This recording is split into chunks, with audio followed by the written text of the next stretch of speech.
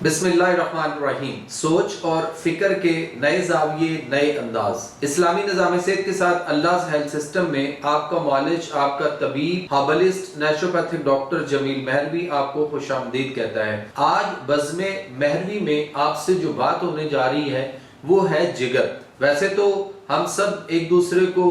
अच्छे जब अल्फाज में याद करना हो या किसी से कोई काम हो या जो हमारे फैमिली फ्रेंड होते हैं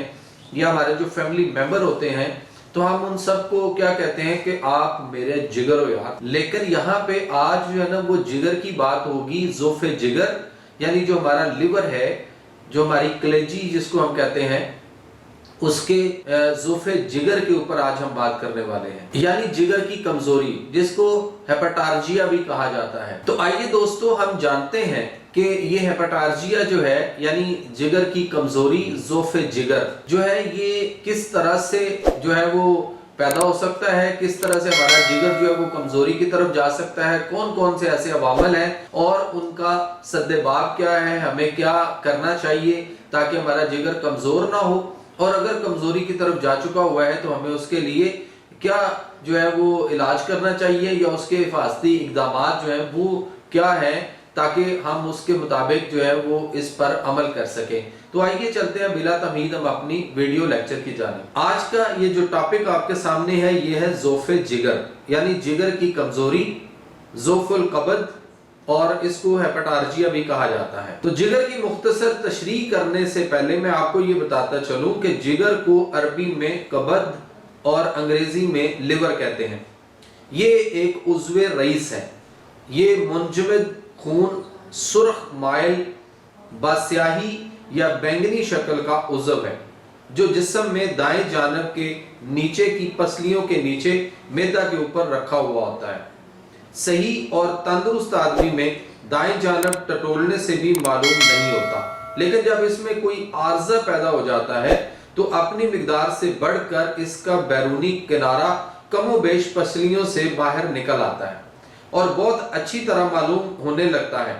इसके दरमियान में एक लंबी डोर से जिगर दो हिस्सों में तकसीम हो जाता है, जिसका दायां हिस्सा बनिस्बत बाएं के बहुत बड़ा होता है और बायां हिस्सा बनिस्बत दाएं के छोटा होता है। सेहत और जवानी में जिगर का वजन 3 या 4 पाउंड या तमाम जिस्म का 40वां हिस्सा होता है। इसका तूल 10 से 12 इंच और अर्ज 6 से 7 इंच होता है। जिगर बनिस्बत नौजवानों के बच्चों में बड़ा होता है। जिगर इंसानी हस्ती के लिए वो उज़्वे रईस है जिसके मुतल्लिक ग़िज़ा और तग़ज़िया का फेल है। जो कुछ ग़िज़ा हम खाते पीते हैं वो पहले मैदा में पक कर हज़्मे अव्वल हासिल करती है जिसका नाम कैलवस है। कैलवस का साफ और रकीक हिस्सा अरूके शारिया यानी जो हमारी बाल जैसी बारीक रगें होती हैं उनके जरिए जिगर की तरफ जज़ब हो जाता है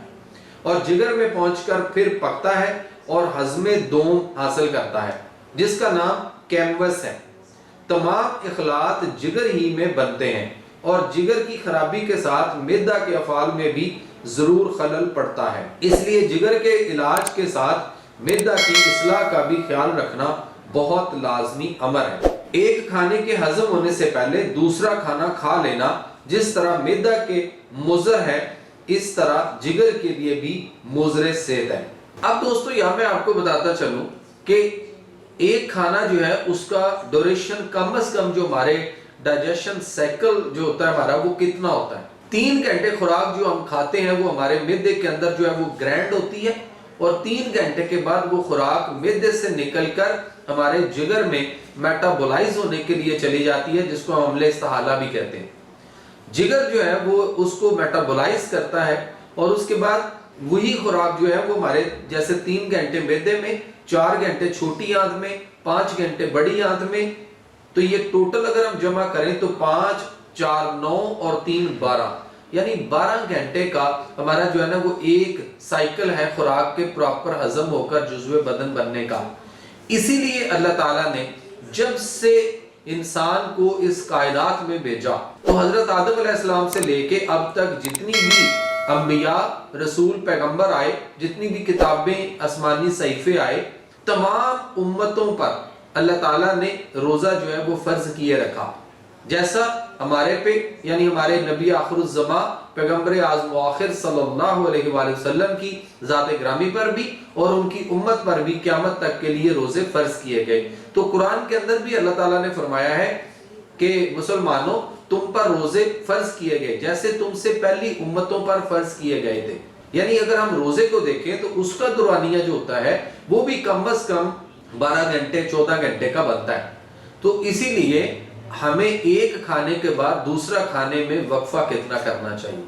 और अल्लाह ताला ने कुरान हकीम के अंदर ही जो है वो सूरह मरियम की आयत 61 में अल्लाह ताला फरमाते हैं कि जो लोग जन्नत में जाएंगे जन्नती जन्नत में कोई ला यानी बेहुदा बात नहीं सुनेंगे और उन्हें उनका रिज़्क मतवातर सुबह शाम मिलता रहेगा। तो यहाँ पे तो हम आप देख लें कि किस तरह खाते हैं, बेतहाशा खाते हैं, ओवर ईटिंग करते हैं। और वही अल्लाह कुरान के अंदर हमें ये भी फरमा चुके हुए हैं, सूरह अल-अराफ के आयत नंबर 31 है कि कुलू वशरबू वला तुस्रिफू,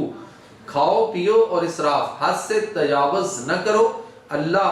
अल्ले तल्ले करने वालों को पसंद नहीं फरमाता। यानी जो ज्यादा खाते हैं, बार बार खाते हैं, ओवर ईटिंग करते हैं, अल्लाह भी उनको पसंद नहीं फरमाता। तो इसलिए हमें अपने मैदे पर ही नहीं बल्कि अपने जिगर पर और जो आगे छोटी बड़ी आंत और पित्ता और ये जो सारा हमारा जो निज़ामे हजम का जो डाइजेस्टिव सिस्टम है हमारा, इसके ऊपर भी हमें एक खुराक के बाद दूसरी के बाद तीसरी खाते हुए जो वक्फा और स्पेस देना है वो कम से कम इतना हो कि हमारे अज़ा ऑर्गन पहली खुराक को सही तरह से हजम करके जुज़्वे बदन बनने के काबिल बन जाएं, तो फिर उसके बाद हमें दूसरी खुराक कोई लेनी चाहिए। लेकिन साहब हम यहाँ तो ये करते हैं कि सुबह उठते हैं और उठने से लेके रात बेड पर रात गए सोने तक हम हर वक्त कुछ ना कुछ खाने के चक्कर में है। तो फिर हमारा डाइजेस्टिव सिस्टम क्या करेगा, हमारा निज़ाम खराब होगा, फिर मैदा ही खराब नहीं होगा, फिर आगे जिगर पे भी इफेक्ट आएगा। सो ज़ोफ़े जिगर जो है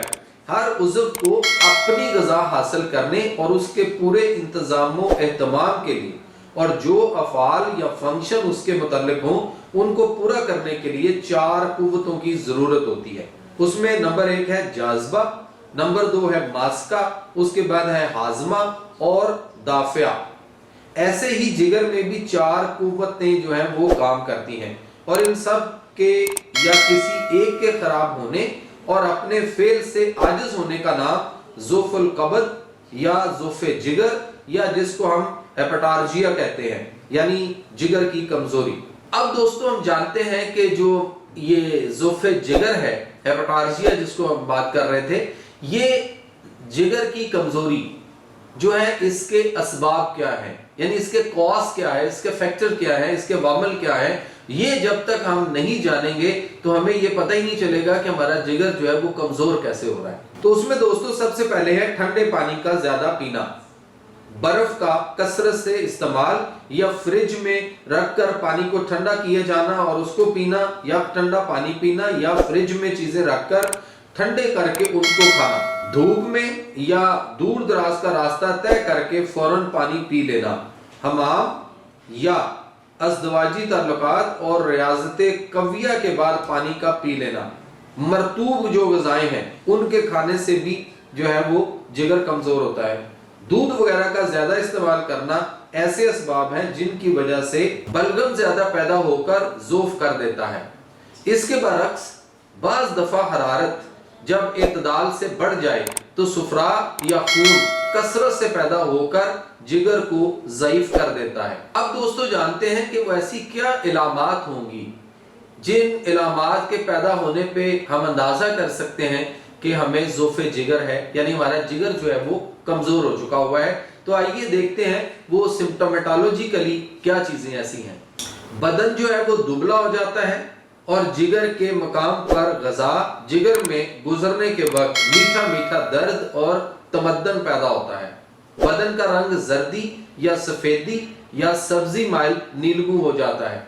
जब बलगम की ज्यादती हो तो होंठ और ज़बान की रंगत सफेद होगी, बदन में सुस्ती और ढीलापन होगा, चेहरे पर बरबराहट होगी, पेशाब गाढ़ा होगा, नब्ज़ आहिस्ता आहिस्ता और सुस्त चलेगी, जिगर के मकाम पर हाथ रखने से जगह ठंडी मालूम होगी, पेशाब सफेद और पखाना غسالی رنگ یعنی گوشت کے دومن جیسا اور نرم ہوگا۔ اگر حرارت کی زیادتی خون اور صفرا کی وجہ سے ہو تو مریض کو جگر کے مقام پر سوزش اور جلن بھی محسوس ہوگی، پیاس زیادہ لگے گی، نبض تیزی کے ساتھ چلے گی، بھوک کم ہو جائے گی، پیشاب سرخ یا زردی مائل ہوگا، منہ کا ذائقہ تلخ ہوگا۔ اگر خون کی زیادتی کے ساتھ ہو تو مذکورہ جو علامات میں نے ابھی آپ کو بتائی ہیں، علامات حرارت کے ساتھ اعضاء میں گرانی اور چہرہ پر سرخی ہوگی، رگیں پھولی ہوئی ہوں گی، لاور منہ کا ذائقہ شیریں ہوگا۔ یہ کیفیت ترش اشیاء کے استعمال سے پیدا ہوتی ہے۔ آنکھوں کا سفید حصہ گدلا اور سر جو اس کا ہوتا ہے مریض کا وہ بوجھل ہو جاتا ہے۔ اب دوستو اگر ہم علاج کی بات کریں تو اللہ تعالیٰ نے اس کے لیے بہترین ایسی چیزیں جو ہیں وہ قدرتی پیدا کی ہیں، یعنی نباتات ہیں، حیوانات ہیں، معدنیات ہیں۔ طب نبوی اور طب قرآنی کی روح سے اس کا بہترین علاج جو ہے وہ موجود ہے، اور وہ علاج چند ہفتوں میں انسان کو بالکل ٹھیک ٹھاک اور اس کے جگر کو طاقتور اور مضبوط کر سکتا ہے۔ لیکن وہ علاج جو ہے وہ اس طرح کوئی ایسا نہیں ہے کہ جو یہاں بیٹھ کر بتایا جائے اور آپ خود سے کر لیں گے۔ اس کے لیے آپ کو کسی ماہر معالج کو ملنا پڑے گا، یا اگر آپ ہمارے سے علاج کروانا چاہیں تو آپ اس کے لیے دیے گئے نمبر پہ رابطہ کر سکتے ہیں۔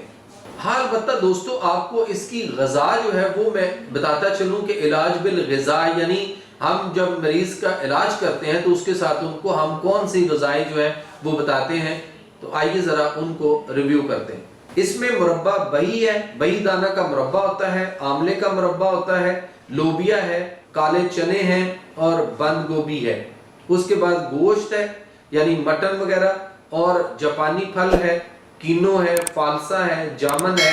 جو بڑے بیر ہوتے ہیں وہ ہے، پودینہ کی چٹنی ہے۔ حرارت کی زیادتی کی صورت میں یعنی جب مریض میں گرمی خشکی کا یہ مرض ہوتا ہے تو اس کا علاج جو بنتا ہے وہ گرمی تری پیدا کرنے سے ہوتا ہے۔ اس کے علاوہ دوستو اس میں موسمی ہے، مالٹا ہے،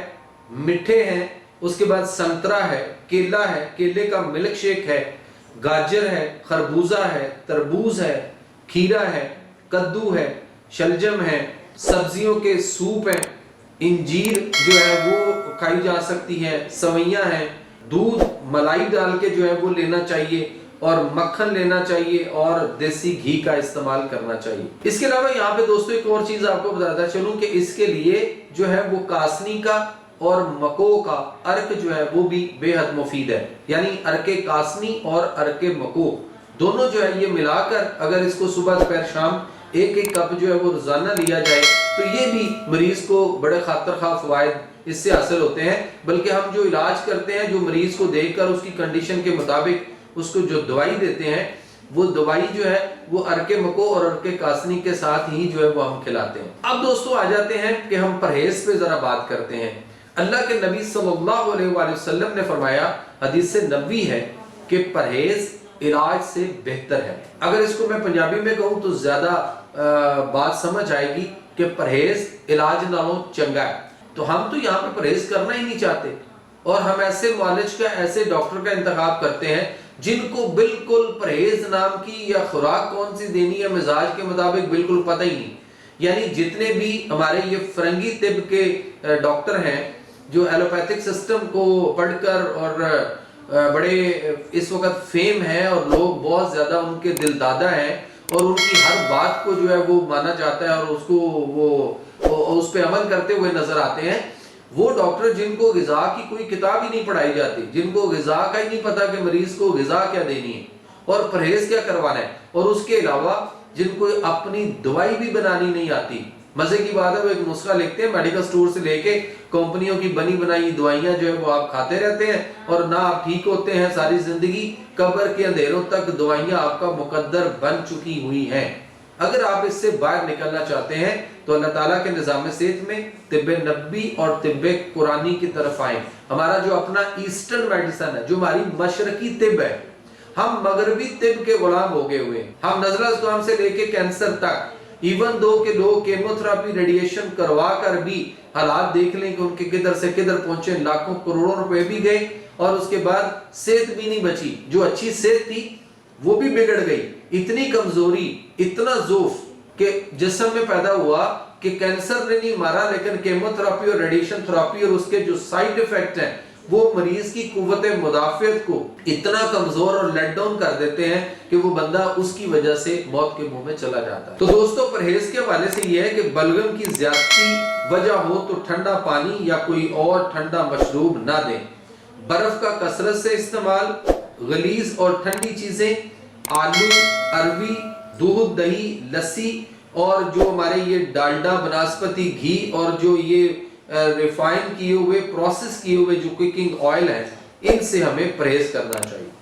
اگر حرارت کی زیادتی وجہ ہو تو گرم اور چکنی چیزوں کے کھانے سے گوشت اور گرم مسالے، سرخ مرچ، لہسن، انڈا، چائے وغیرہ قطعی طور پر بند کر دیں۔